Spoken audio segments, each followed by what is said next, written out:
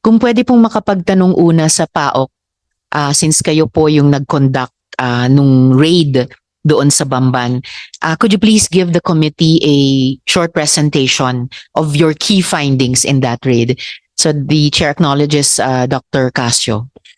We prepared a PowerPoint presentation that we gave to the committee earlier on.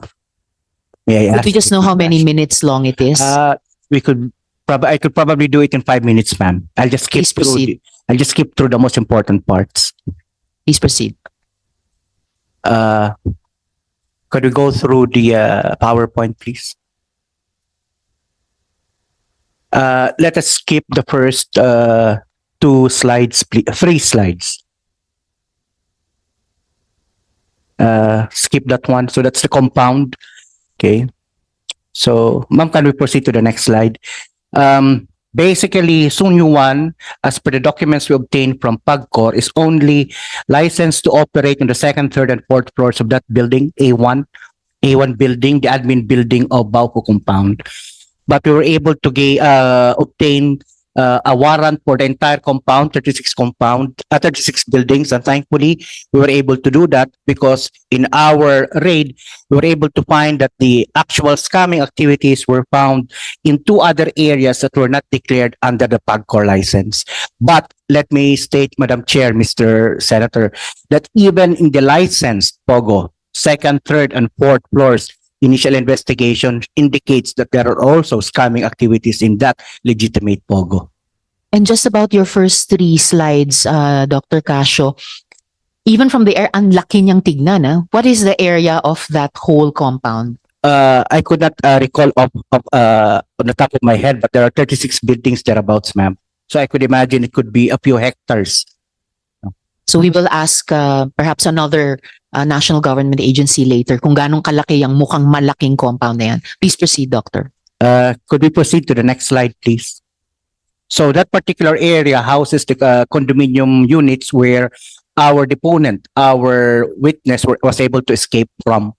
Can we proceed to the next slide, please? That was a Filipino witness? No, ma'am, that was the Vietnamese witness. All right. Then these are the villas that was stated earlier on by the good Senator Gatchalian.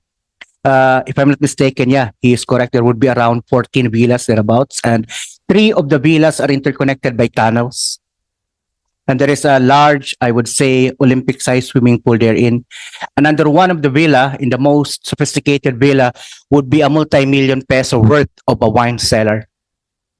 We had the cellar inventoried and we closed it to ensure that it would not be pilfered. Bakit may tunnels? Bakit kailangan ng tunnels sa villas? In our initial investigation, ma'am, we found that there's an actual panic room. So it is for that reason that during the initial serving of the warrant, the people who were inhabiting that particular villas were not found by our police officers because they were hiding in the panic room. So yun yung purpose ng panic room? Yes, ma'am.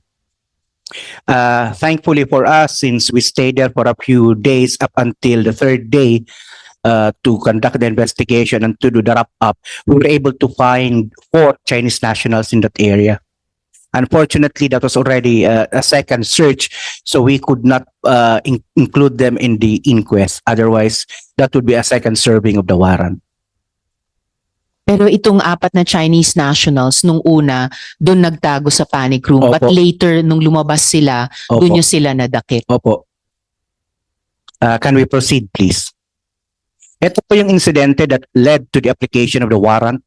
So this is Danny. His English name is Danny. So tumakas po siya actually noong February 25. Tumalon po siya doon sa condominium area and he was able to go through a river bed. Tumulay po siya sa river bed and he was documenting the entire experience. Hinahabol po siya ng hindi bababang 8 security guards from the Baofu compound.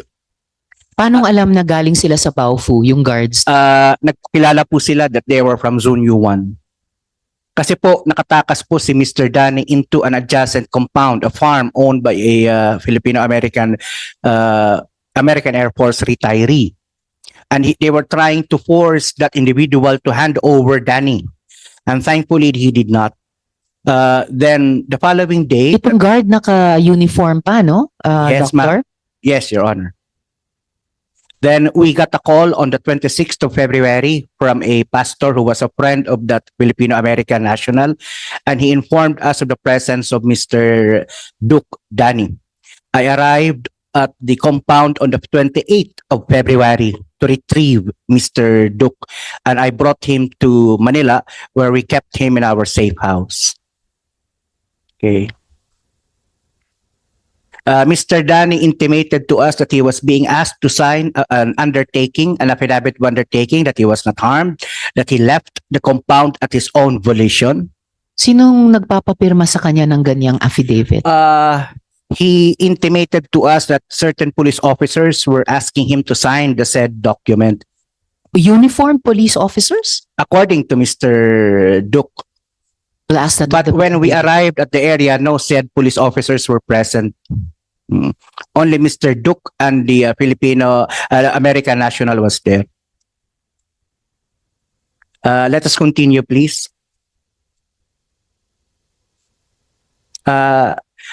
Likewise, we were able to get hold of a plane ticket.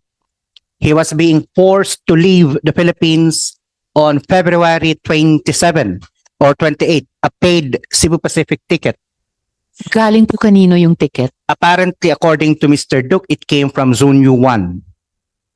Ito po yun. Then on March 1, the commission likewise received a request from the Malaysian embassy of another national who was being held against his will inside Zunyu 1.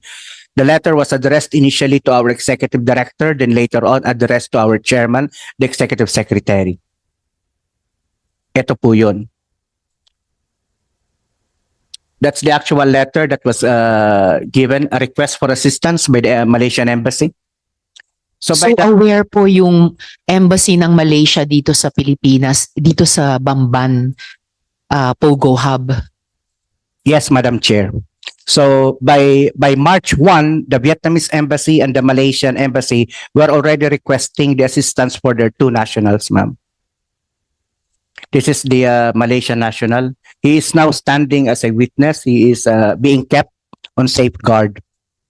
Can we proceed, please? So these are some of the pictures that were sent by the Malaysian national to his embassy that served as our basis to apply for the warrant, ma'am.